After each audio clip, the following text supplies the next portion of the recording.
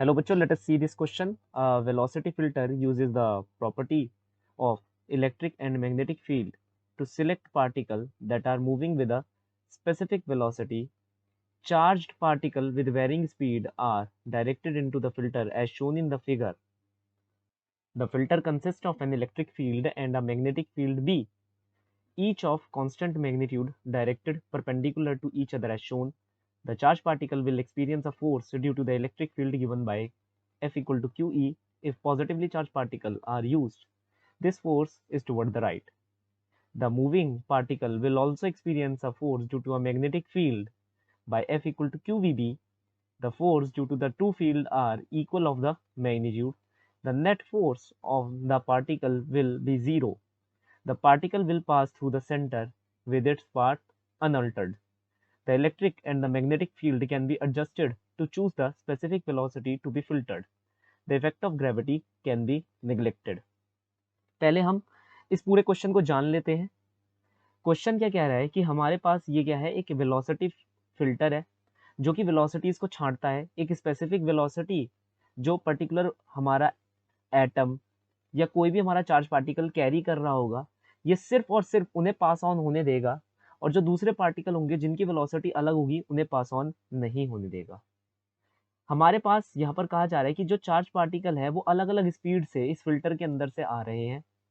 जो ये फिल्टर है इसके अंदर एक इलेक्ट्रिक फील्ड है जो इस डायरेक्शन में है, और एक मैग्नेटिक फील्ड है जो inside the plane of paper act कर रही है. जो चार्ज पार्टिकल है वो एक फोर्स एफ एक्सपीरियंस कर रहे हैं due to the electric field as shown.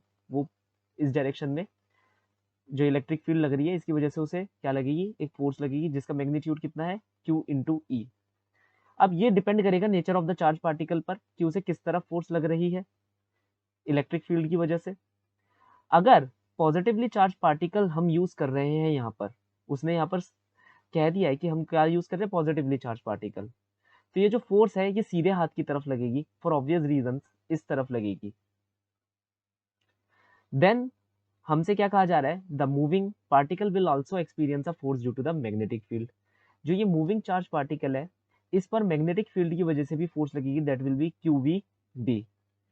जो ये फोर्स होगी इन दोनों पार्टिकल्स की वजह से वो इक्वल इन मैग्नीट्यूड हो गई अगर, तो ये जो चार्ज पार्टिकल है वो अनऑल्टर्ड निकल जाएगा, दैट इज उसका पाथ डिविएट नहीं करेगा, वो जैसे आ रहा था वैसे ही बाहर निकल जाएगा.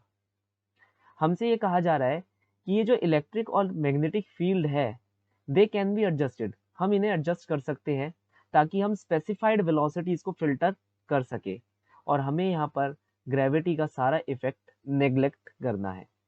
That is our problem statement. Now the question says the electric and magnetic field are adjusted to detect particles from the positive charge of certain speed v naught. Which of the following expression is equal to this speed? हमसे ये कहा जा रहा है कि sir आपने electric और magnetic field दोनों को एडजस्ट कर दिया है, इस तरीके से एडजस्ट कर दिया है कि एक सर्टेन वेलोसिटी के पार्टिकल जिनकी वेलोसिटी v नॉट है सिर्फ वही पास ऑन कर सकते हैं. तो इनमें से कौन सा आंसर सही है उस पर्टिकुलर वेलोसिटी के एक्सप्रेशन के लिए. यहाँ पर मैं कुछ की कंसेप्ट की बात करूंगा.